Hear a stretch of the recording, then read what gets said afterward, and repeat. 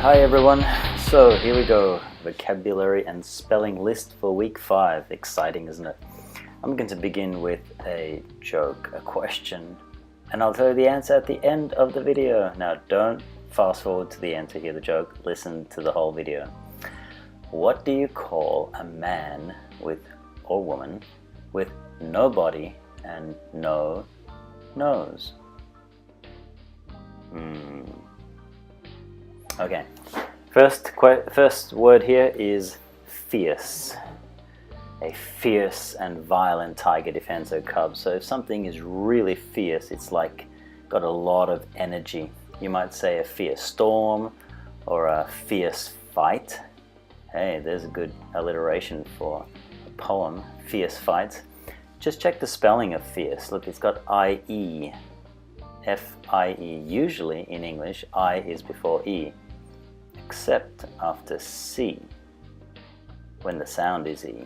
I bet you've learned that before. Next one, frenzy. It's a good word. If you're in a frenzy, it's like you're totally crazy all over the place. Some of you maybe, if you can't find your iPad in the morning and you're rushing to school, you're all in a frenzy. Maybe you're losing your iPad drove you into a frenzy. We often use the word drive and frenzy together. It just makes you go absolutely crazy. Next one, fragile. We can use this in many different ways.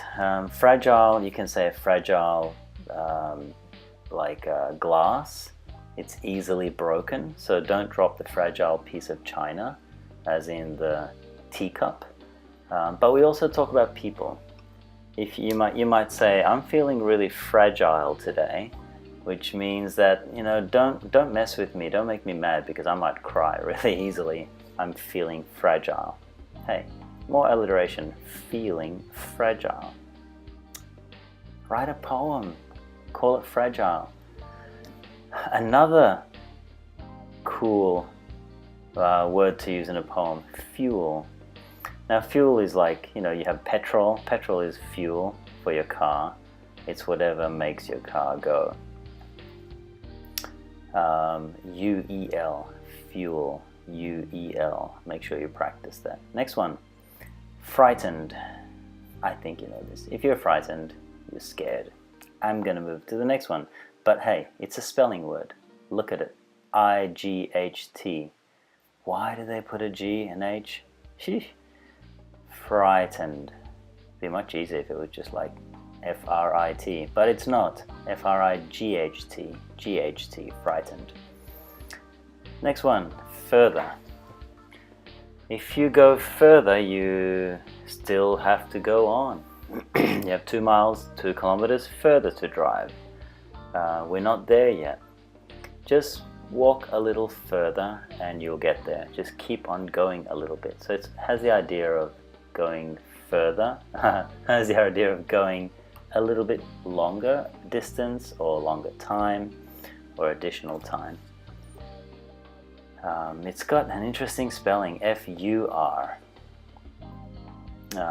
So, you know, if you look at it, you might not know how to say it unless you know the word. Here's a good word, fury. Fury is like absolute extreme rage, really, really, really angry. And if you are full of fury, you're just about to explode with anger. Hey, full of fury, more alliteration. Good word, U-R-Y. Next one, future. Future has an interesting spelling, U-R-E, future. Now, you could be tempted to spell it F-U-T-E-R, right? Future, because often is spelled E-R, but in this case it's U-R-E. There are quite a few words in English that are spelled U-R-E and have the sound. Although, I guess in Australia we often say future instead of future or future. I don't really care how you say it. As long as I can understand you and as long as you spell it correctly. So it means, of course, not yesterday, not today, but tomorrow, or the day after, or next year, in the future. Next word, furniture. Furniture. So furniture is anything, tables, chairs. I think you probably know this. It's not such a vocabulary word, it's more the spelling.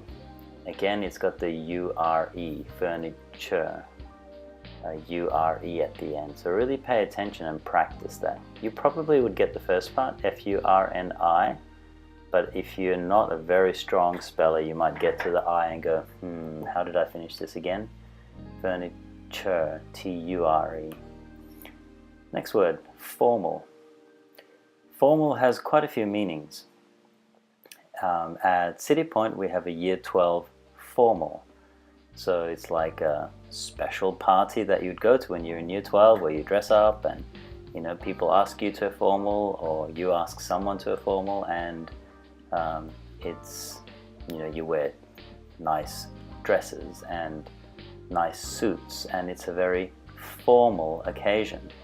In other words, not casual. You wouldn't go in your tracksuit pants or just a shirt and shorts, but you'd put on a suit. So anything formal is like that. Now sometimes I ask you to write. I say this essay is formal writing. In other words, don't use abbreviations. Don't say you'll or we'll, or say you will, we will. Definitely don't say things like use, which isn't even a word.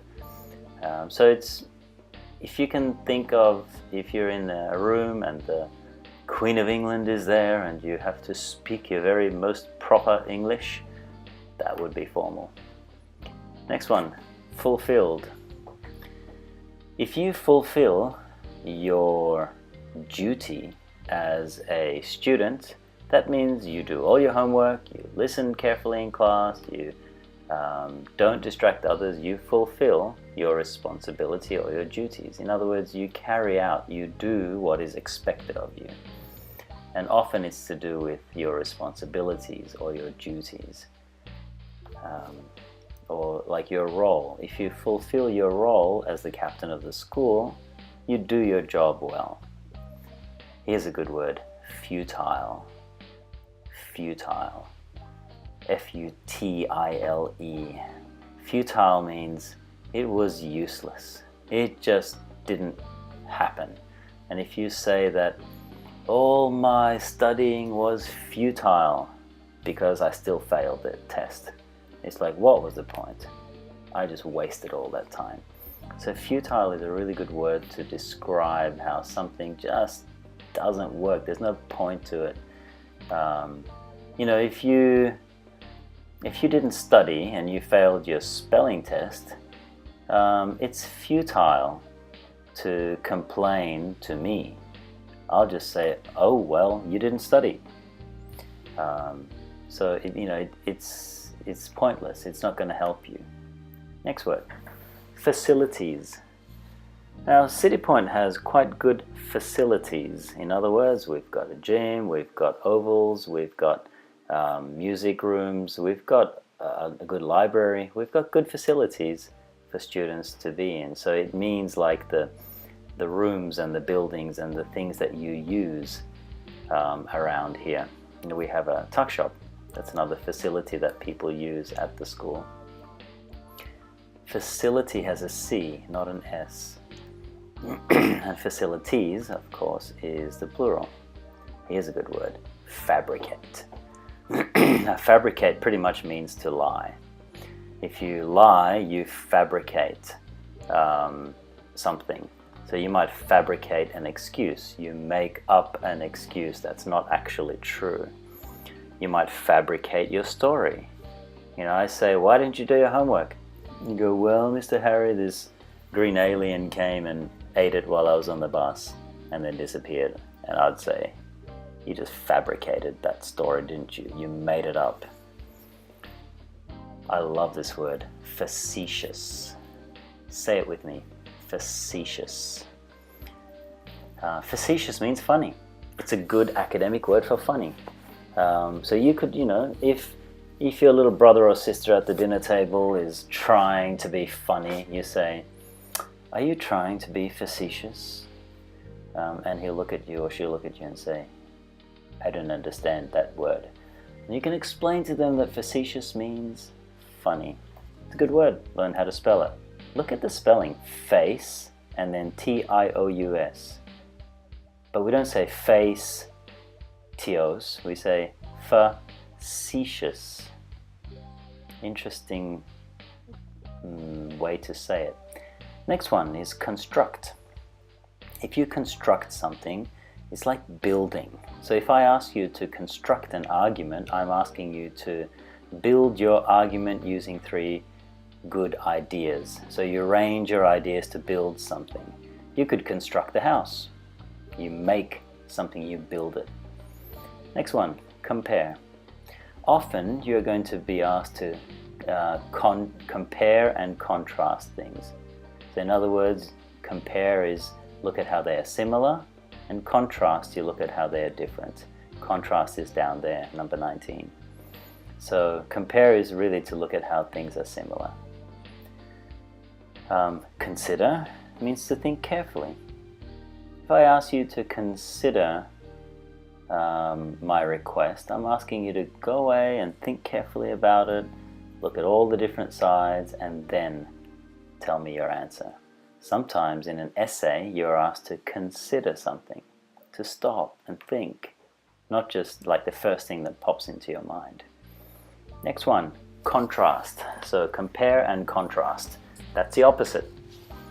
If I ask you to compare and contrast the city life with country life, your job would be to look at how are they the same and how are they different. Contrast really is how things are different from each other. And the last one, deduce. Interesting word, deduce. Now, Americans say deduce, but we often have a j sound in there, deduce, as in orange juice, deduce. If you deduce something, you think about it carefully and you come up with a calculated guess, like an educated guess. So if you're like, I'm shivering and there's a wind blowing and all the pets have come inside, and from all these clues I can deduce that outside it's cold. So often a detective will deduce the truth from different facts that they can find. So good word to use, especially if you are kind of playing guessing games or you're writing about detectives and things like that. All right, hope this has been helpful for you. So going back to my question, what do you call a person with no body and no nose? Did you figure it out? The answer is nobody knows. Okay, see you in class.